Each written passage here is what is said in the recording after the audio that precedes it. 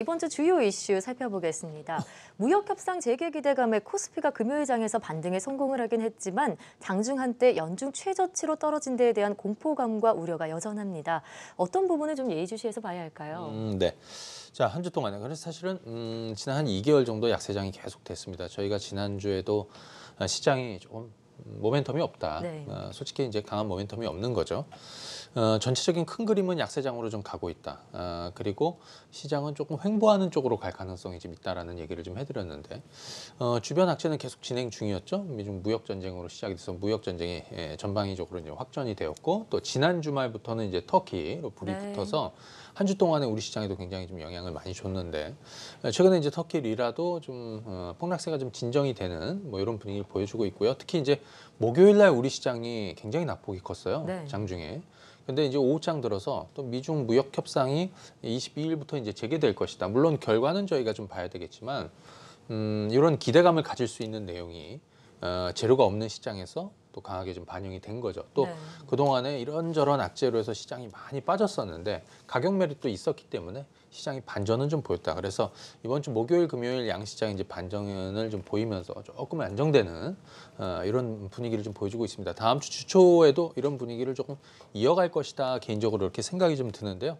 코스피보다는 코스닥이 조금 더 강하죠. 네. 코스닥 같은 경우에 낙폭과대 바이오, 제약 이런 종목군들이 또 강세를 강하게 보였죠. 좀 움직여줬고 또 어제 같은 경우에는 시장에서 좀 강한 쪽을 좀 찍어봐라 그러면 제약 바이오, 낙폭과대, 그다음에 경협주 뭐 이런 흐름이었는데 특히 이제 코스피 쪽은 삼성전자나 SK하이닉스 같은 쪽이나 기존의 뭐 삼성전기, SDI 이런 종목군들이 또 강하게 반전을 보여주지 못했습니다. 그래서 조금 더딘 양상을 보여주고 있는데 전반적으로 다음 주 시장도 이렇게 박스권으로 조금 횡보하는 흐름으로 흘러갈 가능성이 있고 추가적인 기술적 반등도 좀 나올 가능성은 있다. 여기서 중요한 거는 단기 매매 하시는 분들은 단기 매매 하시는 거고요. 또 약세장에서 난 좀 쉬겠다 하시는 분들은 계속 쉬시는 거고. 네.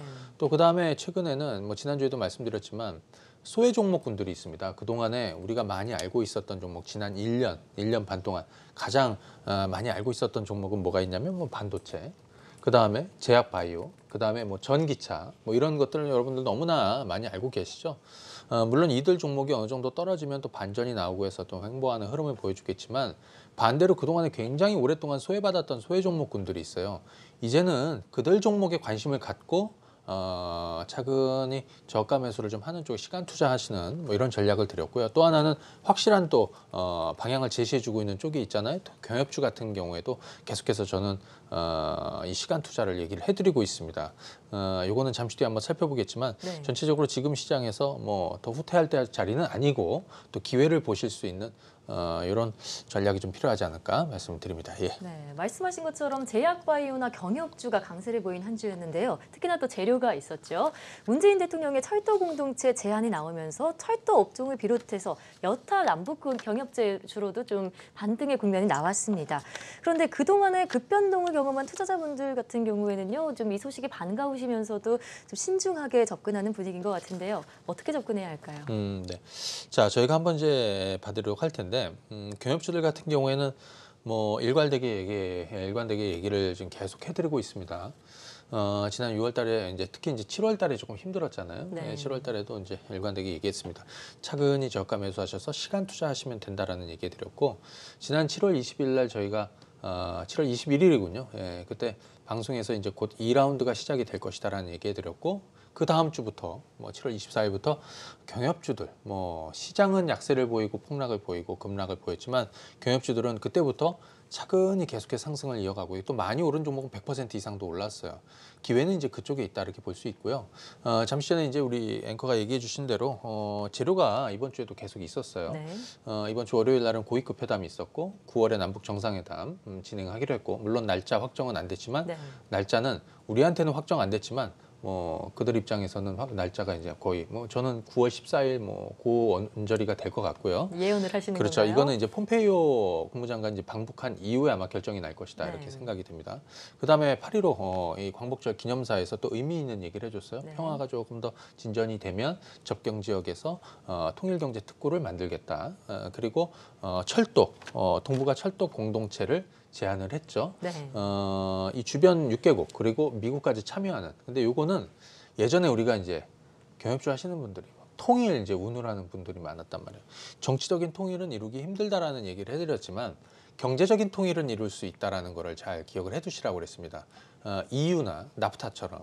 그런데 이 문재인 대통령이 동북아 철도 공동체 제안을 했는데 이것이 이제 뭐냐면 유럽으로 가면요. 예전에 2차 대전 이후에 유럽의 석탄하고 철강 공동체라는 게 출범이 됐어요. 네. 이게 1952년에인가요? 출범이 됐을 거예요. ECSC라고.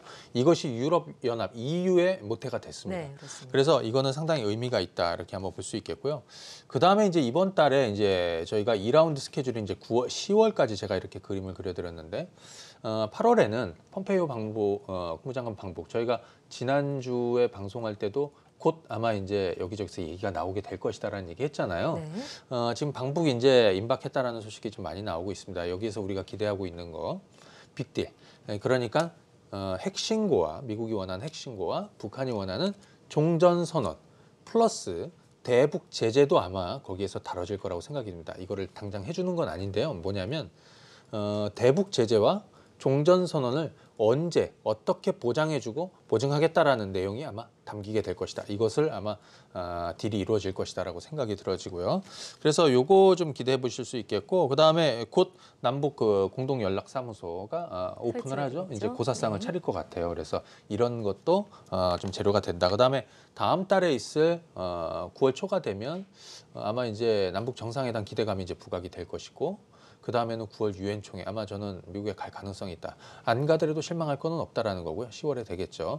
자 그래서 9월 또 10월에는 뭐 트럼프 대통령이 선거 직전에 또 다른 이벤트를 할 가능성이 좀 있고 그래서 이런 것들을 좀 기대해 보시면 경협주는 차근히 사모으시라고 그랬고 그 다음에 시간 투자를 하시라고 그랬고 그런 쪽으로 가시면 좋을 것 같다 말씀을 드립니다. 예.